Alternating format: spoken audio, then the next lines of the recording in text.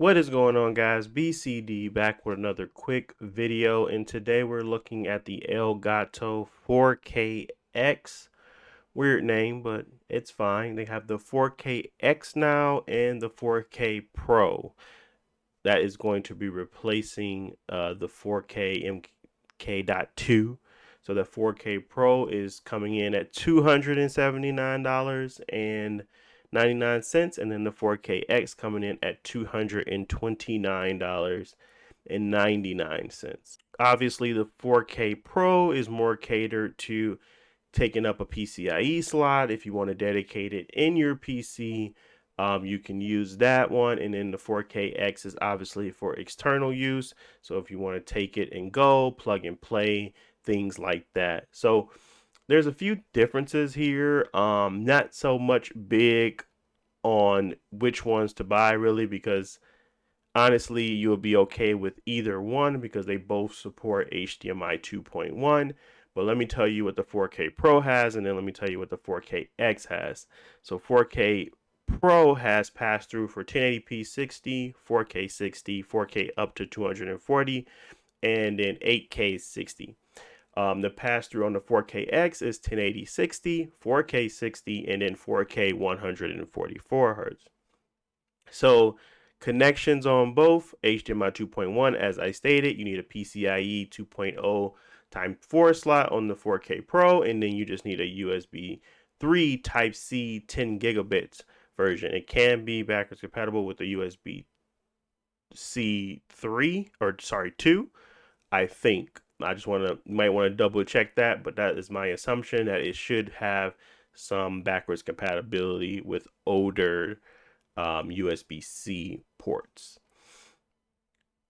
Outside of that, really, I mean, they have the HD60X for $179, but the $229.99 price tag is pretty nice for what you're getting. You're going to be able to basically play your games with no limits. You're going to have the HDR, you're going to have the VRR, you're going to be able to, use the 4K 40 hertz in that retainer, that special mode you can do with LG OLEDs and not have issues. So I'm going to talk to you from a perspective of someone that probably knows the bare minimum. The bare minimum is meaning that really I'm not going to go into a lot of the details because honestly, if you're already looking for this, you probably have a knowledge base that is pretty sound. This is more so just average day user stuff.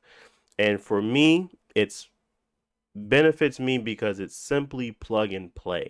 Like I did not have to do anything to get this up and running with my system. I did not have any HDMI issues where it loses connection or have issues passing it through.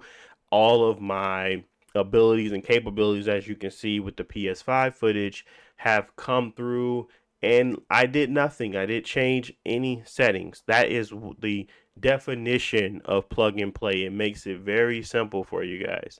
And, you know, I always leave it at that kind of curve of, did it make sense? Did it work the way it was meant to? And it absolutely did.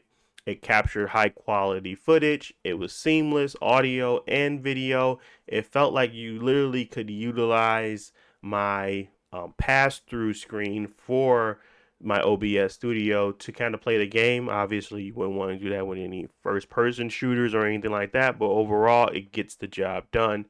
And that's all you can really ask for a new product. I don't know about the longevity of this product, but I do know the way I use my devices and the way I have my stuff set up, because I do have my audio coming in through my virtual mixer, so I don't really have to worry about, when you're dealing with a lot of the PS5 issues with audio and getting the chat in.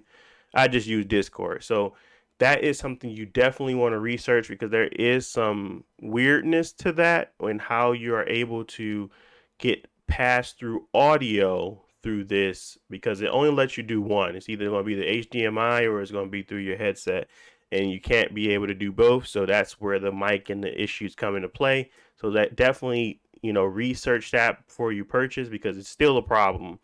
But to a large degree, it has solved every issue I had where I wanted to continue to play my games at the highest fidelity and not compromise and still be able to record. So it does that, and it does it very well.